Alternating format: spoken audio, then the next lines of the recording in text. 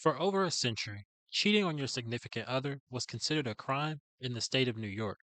But thanks to a new bill that is set to reach Governor Hochul's desk, adultery may no longer carry legal repercussions. The act was first criminalized in 1907 and is counted as a Class B misdemeanor if found guilty, that could land the guilty party up to 3 months of imprisonment. Though this may be getting off light compared to states such as Oklahoma, Michigan, and Wisconsin, where committing adultery can be considered as a felony offense. In most U.S. states, committing the act has been pushed out of law books.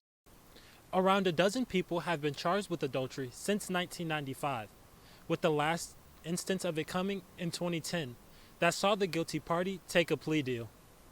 We spoke to residents around the city about their thoughts on the breaking down of the old law.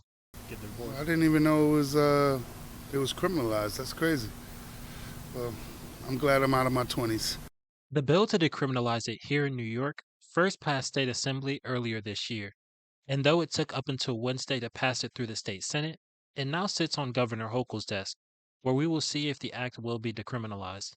Dante Brown, Big Fox News, Corning.